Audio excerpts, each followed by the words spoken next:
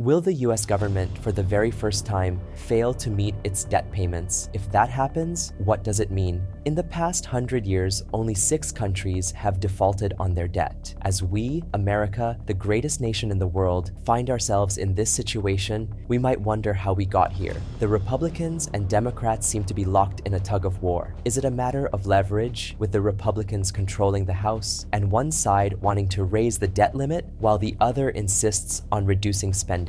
Former President Trump, in a town hall meeting, even suggested letting them default, citing bullying. Now, the question is, will McCarthy stand firm and say no? Janet Yellen has raised concerns about running out of money as early as June, which has certainly alarmed the market. So there's a lot happening, and we'll explore whether the US will indeed default. But before delving into the intricacies of manipulation, let's first understand how the government acquires its funds. There are 2 primary ways the government gets its money. One is through taxes, which can be in the form of corporate or individual taxes, and any other means they collect funds from the public. The other method is through bonds. These bonds come in various forms like treasury bills, T-bills for the short term, and treasury bonds for the long term. You and I can purchase these bonds from the government, providing another source of income for them. We'll dive deeper into treasuries later, but for now, let's explore the history of the debt ceiling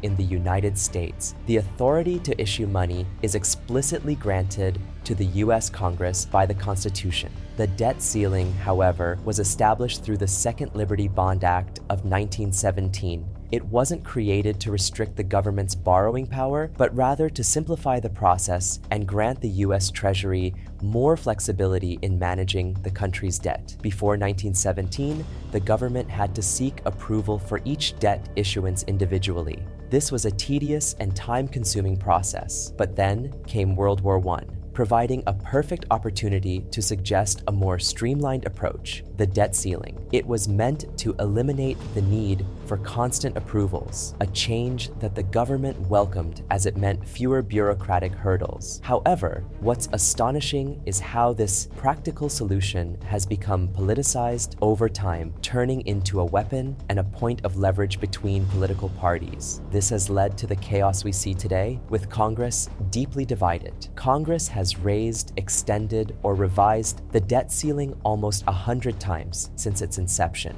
Even as early as 1939 and 1941, Congress set the first limits, allowing the US Treasury to issue new debt, as long as it stayed under a specified ceiling. Here's an interesting tidbit. Since 1960, the debt limit has been raised, revised, or extended almost 78 times. Now, if you're wondering how this breaks down between Republican and Democratic presidents, the numbers might surprise you. It's been raised 49 times under Republican presidents and 29 times under Democratic presidents. This dynamic is often influenced by which party controls the House of Representatives during a particular president's tenure. In the end, both sides regularly engage in raising the debt limit, primarily because they want to spend more money. The chances of convincing either side to spend less are slim. So, that's the debt ceiling's history over the past 100 years. Let's take a closer look at how many countries have experienced debt defaults. There have been several notable cases. First, there's Germany, which faced defaults in 1932 and 1948 due to their inability to repay reparations imposed after World War I. This financial turmoil contributed to the rise of the Nazi Party. Then,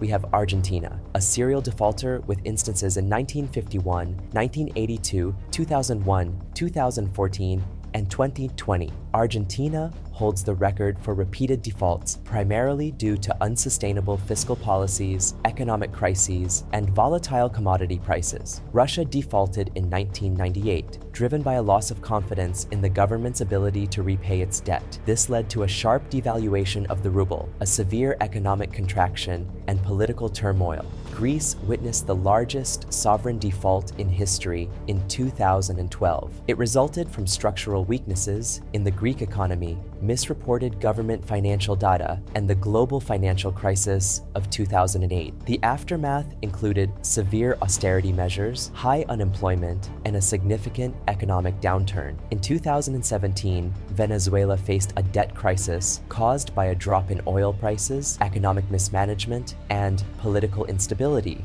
The country has since grappled with hyperinflation, severe shortages of basic goods, and a humanitarian crisis. Lebanon defaulted in 2020 due to a banking crisis, political instability, and civil unrest, leading to severe economic contraction, hyperinflation, and a humanitarian crisis. What these defaults have in common are factors like economic mismanagement, political instability, external shocks, and unsustainable debt levels. Now, considering that the United States has never defaulted since 1776, it's a pertinent question. Could it happen now? No one can say for certain, and we'll know more in the coming 4 to 8 weeks. The key issue is understanding what sets the US apart from these countries. The United States treasuries are considered the safest and most liquid assets globally. They enjoy low credit risk, high liquidity, price stability, global acceptance, and play a crucial role in financial markets as collateral. If a US default were to occur, it would have significant repercussions, including a global financial crisis, economic chaos, currency devaluation, geopolitical implications, a loss of confidence, government shutdown, legal and constitutional crises, and an impact on credit rating. In essence, a US default would be catastrophic. Both sides of the political spectrum need to appreciate the gravity of this situation and work toward a solution to avoid such a dire outcome. It's a high-stakes negotiation, and the consequences would have a lasting impact on the nation's financial stability and global reputation. In the beginning of the video, I mentioned that the government can manipulate money using a concept called Treasury Re-Hypothecation. This practice involves reusing pledged US securities as collateral for multiple loans or financial transactions. To illustrate this, imagine you take a loan from a bank to buy a house. The house becomes collateral, meaning the bank can take it if you don't repay. But what if the bank lends out the same house as collateral to multiple parties? This is what happens behind the scenes in the financial world. The 2008 financial crisis highlighted the risks of rehypothecation, particularly with mortgage-backed securities. This misuse of collateral contributed to the market collapse. Now, let's delve into the numbers. The US GDP is around $20 trillion, but the government's general account holds only $200 billion.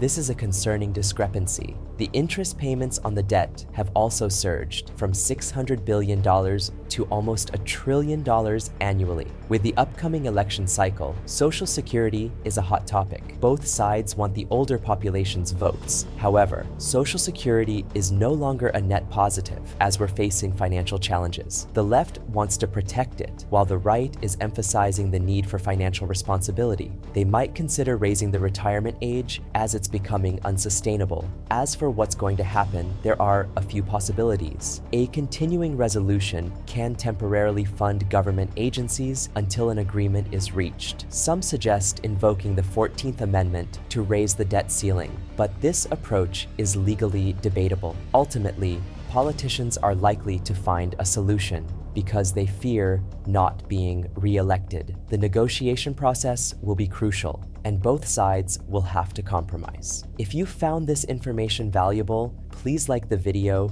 subscribe to the channel, and consider watching the video on whether the dollar will collapse. Thank you.